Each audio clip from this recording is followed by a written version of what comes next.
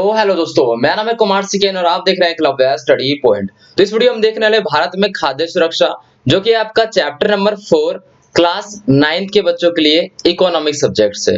दोस्तों, ये आपका आखिरी चैप्टर है इस सब्जेक्ट का और यहाँ से हम सबसे पहले बात करेंगे इंपॉर्टेंट टॉपिक्स के बारे में, और जो कि आपकी इंपॉर्टेंट चीजें हैं जो कि आपके पेपर में बहुत ही ज्यादा पूछी जाती है। ठीक है, उसके ऊपर हम बात करेंगे। और सबसे पहले आपके सामने यहाँ पर जो टॉपिक है वो है भारत में खाद्य सुरक्षा। ठीक है, कि ये क्या होता है, कैसे होता है, इसके बारे में हम जानकारी यहाँ से लेते हैं। देखिए, आपको पता ही होगा जैसे जीवन जीने के लिए भोजन कितना आवश्यक है, बहुत ज्यादा आवश्यक है।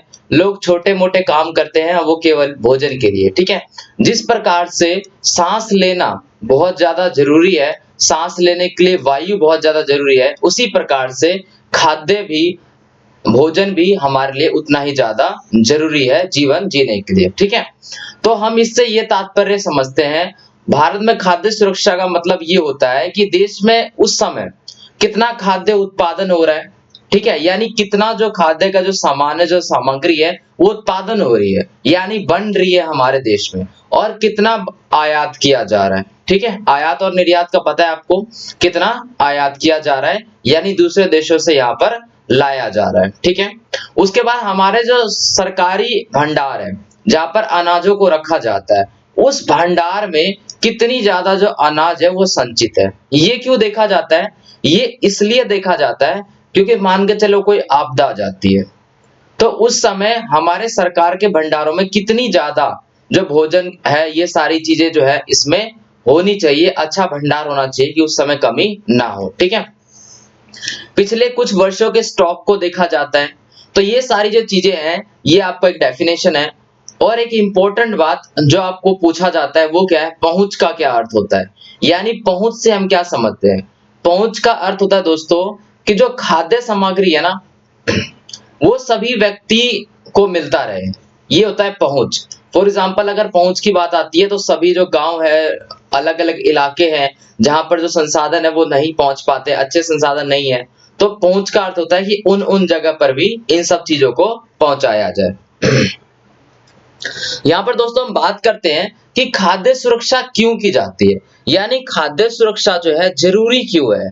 तो जरूरी इसलिए है दोस्तों, मान के चलो कोई आपदा आ जाती है, भूकंप आ जाता है, या आपने देखा होगा वो आ जाता है, क्या कहते हैं, बाढ़ आ जाती है, तो उस समय आपको पता है हमें रखना पड़ता है स्टॉक में, इन सब चीजों को रखना पड़ता है स्टॉक में कि सभी लोगों को जो है वो मिल सके आराम से। अगर हम बात करें तो समाज का जो गरीब वर्ग है, ठीक है, वो तो हमेशा ही इन सब चीजों से, सामग्री, जो खाने पीने की जो सामग्री होती है, इससे हमेशा जो है वो ग्रस्त रहता है। यानी कि आप समझ सकते हो हमारे देश में कुछ ऐसे समूह भी है जिनको जो है डेली उनको सोचना पड़ता है कि जो कल है वो क्या खाए।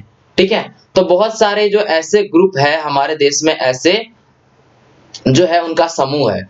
तो अगर हम बात करें यहाँ पर गरीबों की, तो वो तो है ही, लेकिन किसी समय क्या होता है जब देश में भूकंप आ जाता है, ठीक है, या बाढ़ की समस्या आ जाती है, या सुनामी आ जाती है, यह एक बहुत ही इंपॉर्टेंट, फसलें खराब हो जाती है, हो सकता है जो मौसम हो वो हमारे अनुकूल ना हो और फसलें क्या है खराब हो जाए, तो उससे क्या होगा, उस समय अकाल पैदा हो जाएगा। ठीक है, तो अकाल पैदा हो जाएगा, इसलिए हम क्या करते हैं, इन सब चीज को पहले से ही एक स्टॉक में रख लेते हैं, जो कि मैं भी आपको आगे बताऊंगा, इसे बफर स्टॉक कहते हैं। ठीक है, तो इन सब आपदाओं से गुजर रहे हैं, अगर मान के चलो हाँ ये सारी आपदाएं आ जाती है, ठीक है, तो इस समय क्या होगा, निर्धनता रेखा से जो नीचे के बंदे हैं उनको तो दिक्कत है ही, हमेशा ही दिक्कत है उनको, लेकिन जो निर्धनता रेखा से ऊपर के बंदे हैं, जो ऊपर के लोग हैं, उनको भी खाद्य असुरक्षा से ग्रस्त होना पड़ेगा। ठीक है, तो आपको समझ में आ गया कि खाद्य सुरक्षा क्या होता है, और आपको ये समझ में आ गया कि खाद्य सुरक्षा क्यों की जाती है। इसलिए की जाती है क्योंकि कोई अगर आपातकालीन की स्थिति हो, तो उस समय सामग्री ज्यादा होगी हमारे पास, तो अगर एक साल फसल नष्ट भी हो जाएगी तो हमें किसी प्रकार की कोई दिक्कत नहीं उठानी पड़े, इसलिए हम इसे बचा कर रखते हैं। यहाँ पर हमारे सामने दोस्तों टॉपिक आ गया, बफर स्टॉक क्या होता है। ठीक है, तो बफर स्टॉक होता है कि कोई आपातकालीन स्थिति होती है, जैसे मान लो अभी महामारी की स्थिति चल रही है, तो इस समय क्या है, इस समय सरकार के पास स्टॉक है, पहले से उनके पास इतना ज्यादा भोजन है कि अगर सब काम रुके हुए हैं, अभी किसानों का काम रुका हुआ है और सभी काम जो है वो रुके हुए हैं इस महामारी के कारण, उसके बाद भी हमें जो है भोजन जो है वो पर्याप्त मिल जाता है, राशन की दुकानें से राशन मिल रहा है। क्यों? क्योंकि सरकार ने पहले से उसको एक स्टॉक में रखा हुआ है। ठीक है, एक स्टॉक बना के रखा हुआ है, उसे ही वो बफर स्टॉक कहा जाता है कि किसी प्रकार की कोई भी दिक्कत हो तो हमारे पास पहले से उसका भंडार जो है वो मौजूद हो। यहाँ पर बात करते हैं हम भारतीय खाद्य निगम के माध्यम से सरकार द्वारा अधिप्राप्त, यानी सरकार के पास है वो चीजें, अनाज हो गया, गेहूं हो गए, चावल हो गए, तो इन सब के भंडार उनके पास मौजूद है। और ये इसलिए ही भंडार किया जाता है कि अगर कोई दिक्कत हो तो उस समय इसका इस्तेमाल हो। ठीक है, इसे ही हम बफर स्टॉक के नाम से जानते हैं। ठीक है, सिंपल आप इसकी डेफिनेशन लिखोगे, आपातकाल के समय के लिए बचाकर सरकार द्वारा रखा गया जो अनाज और गेहूं, चावल, इन सब के भंडार को बफर स्टॉक कहते हैं। ठीक है, सिंपल लैंग्वेज में आपको लिखना होता है, आप यहां से सिर्फ समझिए। उसके बाद हम दोस्तों बात करते हैं सार्वजनिक वितरण प्रणाली। ये क्या होता है? तो दोस्तों ये एक ऐसी चीज होती है कि जो सरकार होता है ना, उनके द्वारा मान्यता प्राप्त कुछ दुकानें होती है, और वहां से क्या होता है, राशन की दुकानें, और वहां पर जो है सबको राशन मिलता है, और जो गरीब लोग हैं उनको वहां पर बहुत सारी छूट भी मिलती है। तो पहले आप यहाँ पर सार्वजनिक वितरण प्रणाली के बारे में थोड़ा सा समझिए, फिर मैं इसके बारे में और डीप बताऊंगा। यहाँ पर से देखिए, भारतीय खाद्य निगम द्वारा, ठीक है, भारतीय खाद्य निगम द्वारा अधिप्राप्त अनाज को सरकार द्वारा विनियमित राशन की दुकानें, वो कुछ राशन की दुकानों को चुनते हैं केवल, जो उनके ऑर्डर के हिसाब से काम करे। उन दुकानों के माध्यम से समाज के जो गरीब लोग हैं, वो तो खुद आके तो सबको नहीं दे सकते, उनको क्या पता कौन गरीब है और कौन अमीर है, और वह सबके घर में जाके गरीब वर्गों को ढूंढ कर तो नहीं देख सकते। तो उन्होंने इस प्रकार के दुकानों को जो है मान्यता दी है, और वह समाज के गरीब जो वर्ग है उसमें जो है खाने को डिस्ट्रीब्यूट करते हैं, वितरित करते हैं, बांटते हैं।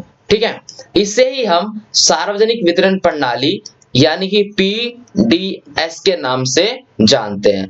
पीडीएस का मतलब होता है पब्लिक डिस्ट्रीब्यूशन सिस्टम। ठीक है, तो ये आपको समझ में आ गया होगा यहाँ पे कि सार्वजनिक वितरण प्रणाली क्या होता है। ठीक है, नेक्स्ट हम यहां से समझते हैं दोस्तों सहकारी समितियां।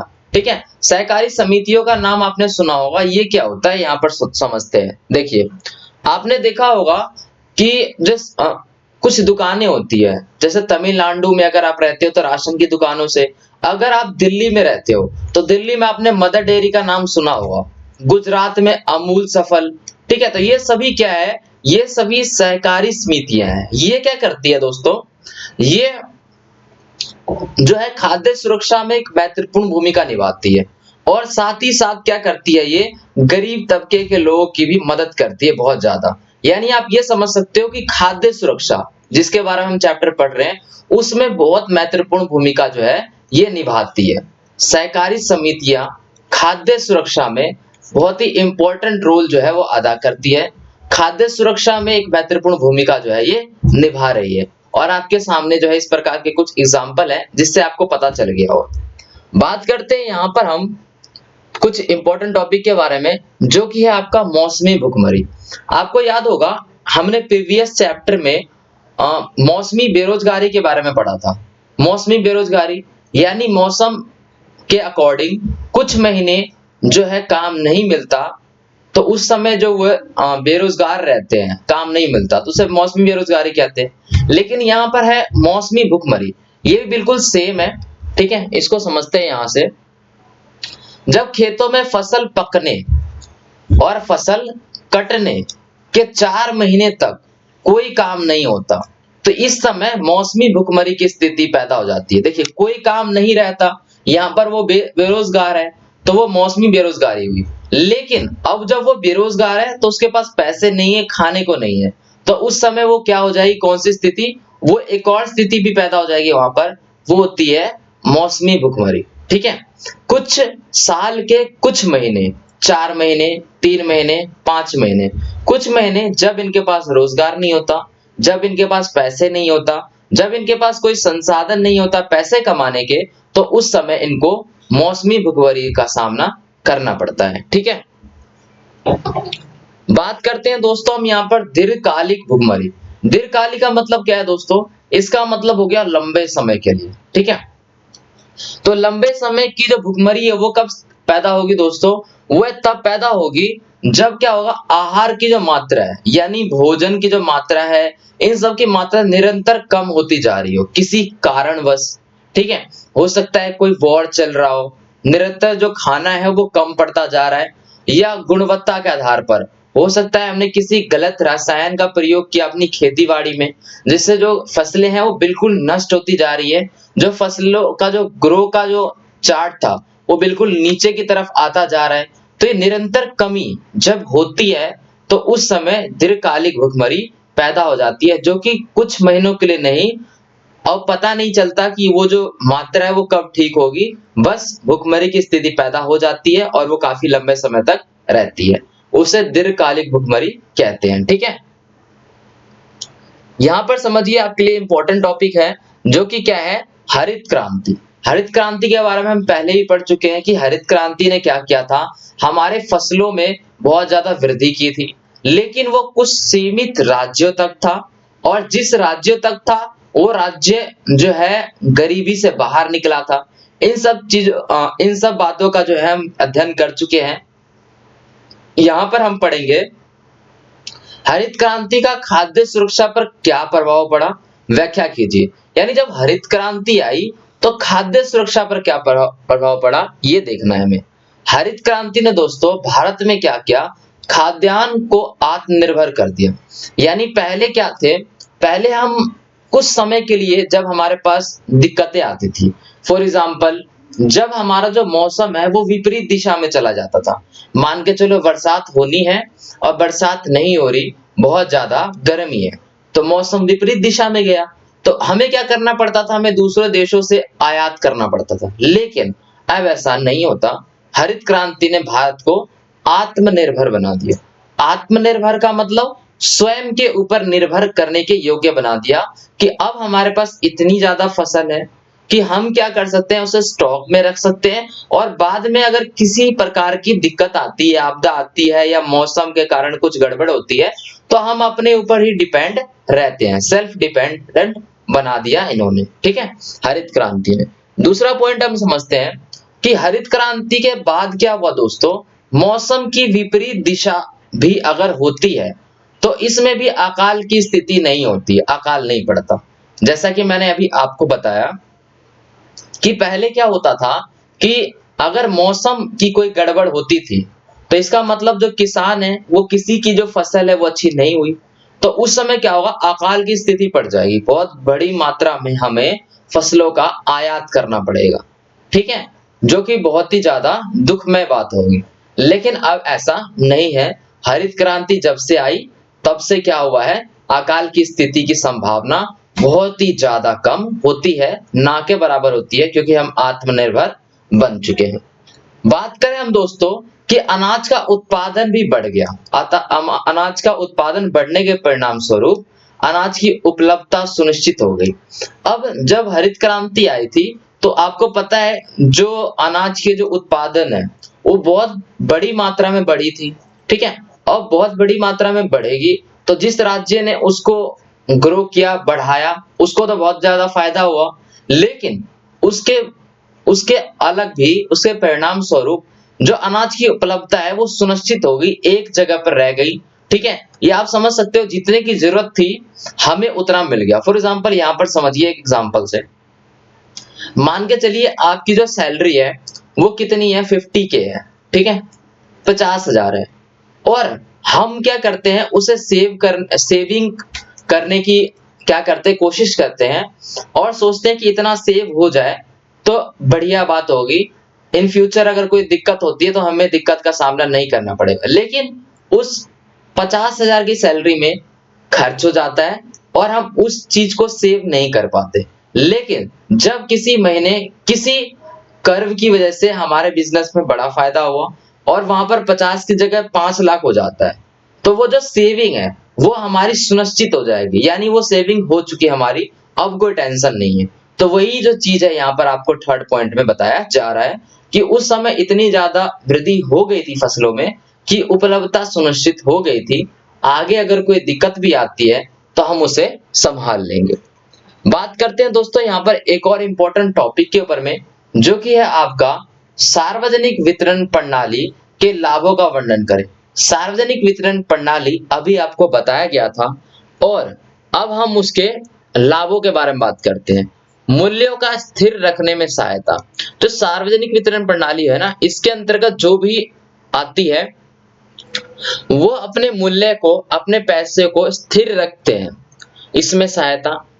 कमी वाले क्षेत्रों में खाद्य पूर्ति में महत्वपूर्ण भूमिका निभाते हैं। जहां पर फसलों की, खाद्य सामग्री की, आप समझ सकते हो खाद्य सामग्री की जहां पर भी दिक्कत है वहां पर क्या करते हैं, ये उस कमी को पूरा करने के लिए कोशिश करते हैं। अकाल की स्थिति, भूखमरी की स्थिति की व्यापकता को रोकने में सहायता करता है। यानी कि ऐसा ये सिचुएशन पैदा नहीं होने देता जिसके कारण ये दोनों जो स्थिति हो पैदा हो। ठीक है। अगर हम बात करें यहाँ पर फोर्थ पॉइंट में, जो निर्धन परिवार के जो लोग होते हैं उनके पक्ष में रहता है ये, उनकी कीमतों को कम करने की कोशिश करता है। फॉर एग्जाम्पल, जब ये अपने आप से भी कभी निर्णय लेता है कि जो गरीब परिवार है उनके पक्ष में जाता है ये, और उनको कम कीमत में भी जो खाद्य सामग्री है वो उनको उपलब्ध करवाता है। बात करें दोस्तों यहाँ पर हम लास्ट टॉपिक के ऊपर में, जो कि है आपका राशन की दुकानों को चलाने में कौन कौन सी समस्याएं आती है। आपको पता होगा जो सरकारी दुकानें होती है राशन की, ठीक है, उसमें क्या क्या प्रॉब्लम्स आती है। अगर गांव से हो कोई तो उनको पता होगा कि गांव की जो राशन की दुकानें हैं उनका जो हाल है वो बुरा है, क्योंकि वो क्या करते हैं, वो नियमित दुकान नहीं खोलते, टाइम से नहीं खोलते। जब उनकी मर्जी होती है दुकान खोलते हैं, जब उनकी मर्जी होती है दुकान बंद कर देते हैं। ऊपर से वो क्या करते हैं, जिसको 5 किलो खाद्य सामग्री देना है उसको वो कम देते हैं, किसी ना किसी रूप में वो उसे काट लेते हैं, कोई ना कोई बहाना बनाकर, और फिर उसे जो खाली बाजार होता है, जो खुला बाजार होता है मार्केट, वहां पर जाके वो बेच देते हैं। तो उनसे वो ज्यादा अत्यधिक जो लाभ कमाने का जो प्रयत्न है वो करते रहते हैं। तो इस प्रकार की जो दिक्कतें आती है राशन की दुकानों को चलाने में। अब हम यहाँ पर बात कर लेते हैं कुछ पॉइंट के बारे में। जो राशन की दुकानें हैं दोस्तों, वहां पर लोग अनाज से अधिक लाभ कमाने के लिए खुले बाजार में बेच देते हैं। ठीक है, वो लोग क्या करते हैं, कुछ ना कुछ राशन बचा के, या जो बंदा नहीं ले पाया है राशन, उनका राशन को स्टॉक करके वो ज्यादा लाभ कमाने के लिए खुले बाजार में बेच देते हैं। अगर हम बात करें राशन की दुकानों पर घटिया अनाज की बिक्री, ठीक है, जो अनाज अच्छा है उसे वे रख लेते हैं लंबे समय तक चले और वो उसे बेच दे, और घटिया अनाज मिलने की भी संभावना होती है। जो पुराने स्टॉक में पड़ा हुआ है, जो खराब हो गया है, वही लोगों को दे दिया जाता है। और गांव के लोग आपको पता ही है, जो निर्धन है वो विवश रहते हैं, उनके पास और कोई चारा नहीं होता, तो उनको घटिया जो अनाज है वही खरीदना पड़ता है। बात करें हम यहाँ पर नेक्स्ट टॉपिक के ऊपर में, तो जो राशन की दुकानें हैं उनके टाइम की प्रॉब्लम है, समय पर नहीं खुलती वो कभी भी। ठीक है, कुछ ना कुछ प्रॉब्लम उनके साथ चलती रहती है, समय पर नहीं खुलती और कभी कभार खुलती है, जिस समय जरूरत है उस समय नहीं खुल रही है और किसी अन्य टाइम जो वो खुल रही है। तो इस प्रकार की दिक्कतें आती है राशन की दुकानों के साथ। आपका जो चैप्टर है कंप्लीट हो गया।